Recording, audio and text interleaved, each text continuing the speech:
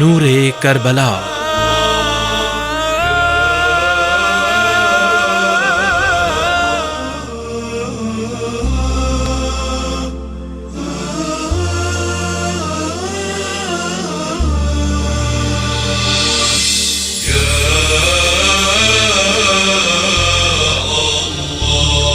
روضہ مبارک امام مظلوم کربلا، اور اس کے بالکل اسی کوریڈور کے بالکل سامنے جناب حبیب ابن مظاہر کا مزار ہے۔ جناب حبیب ابن مظاہر کے ساتھ ہی وہ جگہ ہے کہ جہاں امام مظلوم کربلا شہید کیا گیا۔ مقتل امام مظلوم کربلا اسی بلڈنگ میں موجود ہے، اور ساتھ اس طرف گنج شہداء جس میں شہدائے کربلا کو اجتماعاً دفن کیا گیا تھا، گنج شہداء موجود ہے۔ اور آپ دیکھیں گے کہ امام مظلوم کربلا کی زری سر والی طرف اسی طرح جیسے جناب عباس کی زری ہے، ایک مسلسل دیوار ہے اور سیدھی زری ہے۔ قدموں والی سائڈ پہ ایک چھوٹا سا کرو ہے، اور اس کے بعد پھر چھوٹا سا ایک حصہ بنا ہوا ہے۔ وہ حصہ ہے جس میں شہزادہ علی اکبر علیہ السلام ہے مولا کے قدموں کی طرف، اور امام حسین کے سینے پہ شہزادہ علی اصغر ہے، اور قدموں کی طرف جناب علی اکبر علیہ السلام۔ آیت اللہ مرشی نجفی رحمۃ اللہ علیہ وہ ہستی ہیں کہ جنہیں معصومین سے براہ راست ملاقات کا شرف حاصل ہوا۔ انہوں نے اپنا ملاقات نامہ بھی لکھا، فرماتے ہیں کہ جب مجھے کام تھا مولا امام مظلوم کربلا سے، کچھ پوچھنا چاہتا تھا، میں امام کی زری پہ آیا اور امام کے سرہانے بیٹھ کے مناجات کر رہا تھا، رو رہا تھا، گریہ کر رہا تھا، کہ اچانک میرے شانے پہ ایک ہاتھ آیا۔ میں نے سر اٹھا کے دیکھا تو خادم امام مظلوم تھا۔ اس نے کہا مرشی امام حسین سے ملنا چاہتے ہو؟ کہا ہاں میں ملنا چاہتا ہوں۔ کہا پھر مولا فرماتے ہیں اگر مجھ سے ملنا چاہتے ہو تو اس طرف نہ بیٹھ، اس طرف آ جدھر علی اکبر کی قبر، امام کے قدموں کی طرف۔ آیت اللہ فرماتے ہیں میں اٹھا، اس طرف آیا تو امام نے مجھے شرف زیارت عطا کیا۔ تو میں نے جو مسائل پوچھنے تھے مولا سے پوچھے، اور میں نے پوچھا مولا اگر آپ مجھے شرف زیارت دینا چاہتے تھے تو میں آپ کے سرہانے بیٹھا تھا، مجھے وہاں بھی شرف دے سکتے تھے، ادھر بلانے کی وجہ کیا ہے؟ تو امام نے فرمایا مرشی مجھ سے جب بھی ملنا ہو نا تو اسی جانب آیا کرو جدھر اکبر کی قبر ہے۔ میں آج بھی اپنے جوان کے زخمی سینے پہ منہ رکھے ہوئے، عظیم ترین زیارت تمام معصومین میں سے سید الشہداء کی زیارت، عظیم اجر و ثواب جو امام حسین کی زیارت کا ہے وہ کسی کی زیارت کا نہیں لکھا گیا۔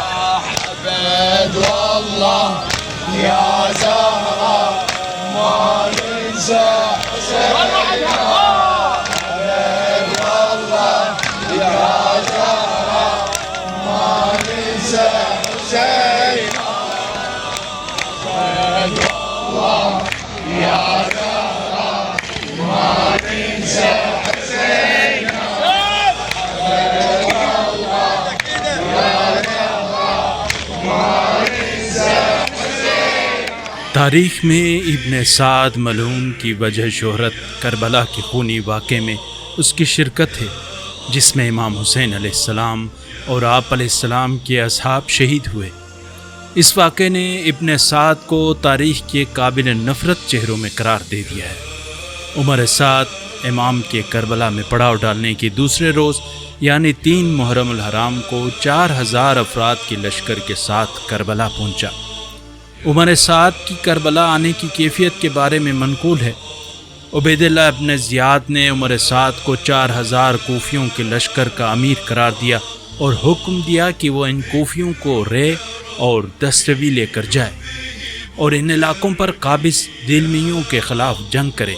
عبید اللہ نے پہلے ہی رے کی حکومت کا حکم عمر سعد کے نام پر لکھ دیا تھا اور اس کو رے کا والی مقرر کیا تھا۔ ابن سعد اپنے لشکر کے ساتھ کوفے سے باہر نکلتا ہے اور حمام عین کے مقام پر لشکر گاہ قائم کرتا ہے۔ وہ رے جانے کے لیے تیاری کر رہا تھا کہ اسی اثناء میں امام حسین علیہ السلام کے قیام کا مسئلہ پیش آیا، اور جب امام حسین علیہ السلام نے کوفہ کی طرف عزیمت کی تو ابن زیاد نے عمر سعد کو بلوایا اور حکم دیا پہلے امام حسین علیہ السلام سے جنگ کرنے جاؤ اور اس جنگ سے فارغ ہونے کے بعد اپنی حکومت کے مقام کی طرف کوچ کرو۔ عمر سعد نے عبید اللہ بن زیاد سے کہا مجھے اس کام سے معاف کرو، لیکن ابن زیاد نے اس جنگ سے عمر سعد کی معافی کو رے کی حکومت کا حکم واپس کرنے سے مشروط کیا۔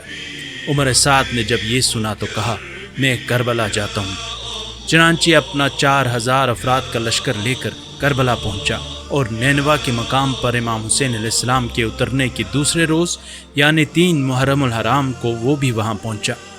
امام حسین علیہ السلام اور عمر ابن سعد کے درمیان مذاکرات کا آغاز ہوتا ہے۔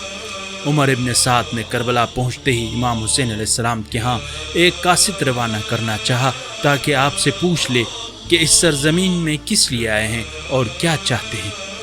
اس نے ایک کام عذرا عروہ بن قیس احمسی اور امام کو دعوت نامے بھجوانے والے عمائدین کو انجام دینے کی تجویز دی، مگر ان سب نے یہ کام انجام دینے سے اجتناب کیا۔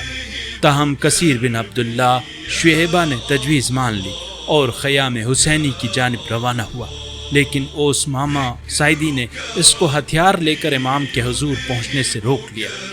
کثیر نامراد ہو کر عمر ابن سعد کے پاس لوٹ کر چلا گیا۔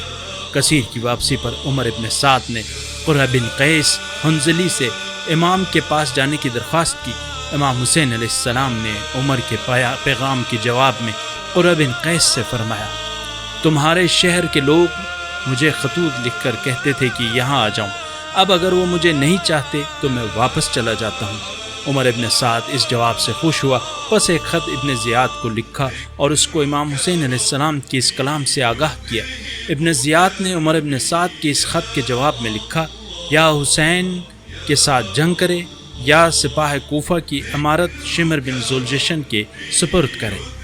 لیکن ابن سعد نے اس خط کے جواب میں شمر سے کہا میں خود سپاہ کا امیر ہوں گا اور امام حسین علیہ السلام کے ساتھ لڑوں گا، اور پھر یہ واضح کرنے کے لیے کہ وہ امام کے خلاف جنگ لڑنے کے لیے پرعزم ہے، اس نے سب سے پہلا تیر امام حسین علیہ السلام اور آپ کے اصحاب کی طرف پھینکا۔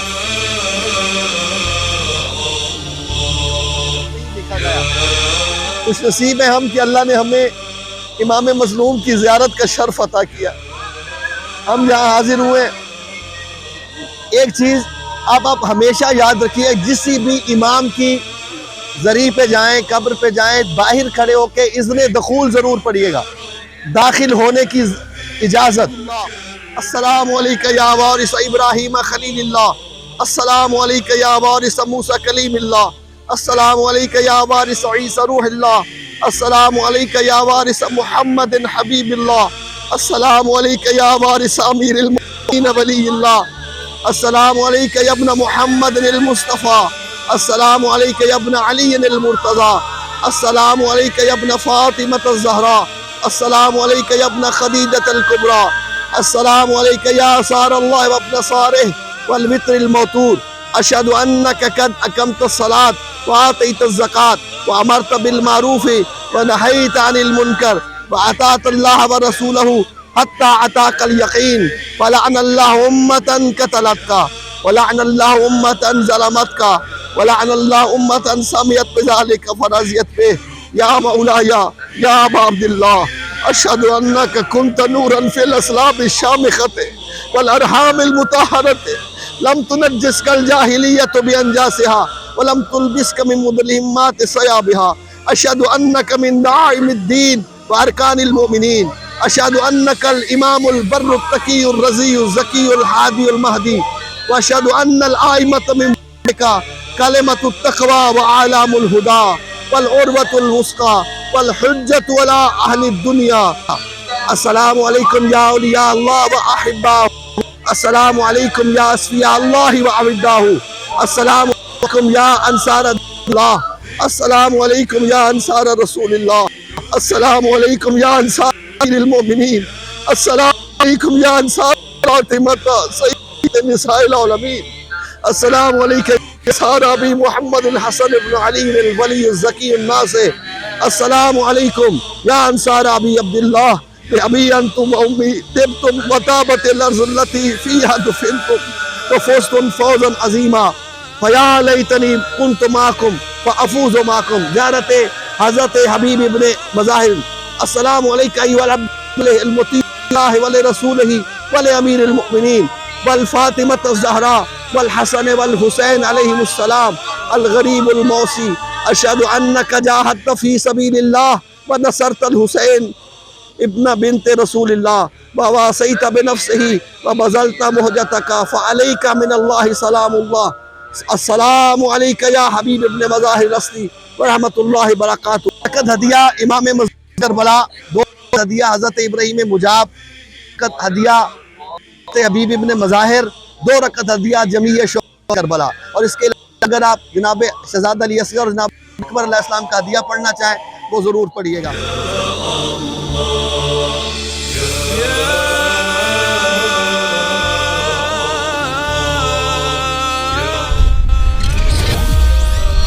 नूरे करबला।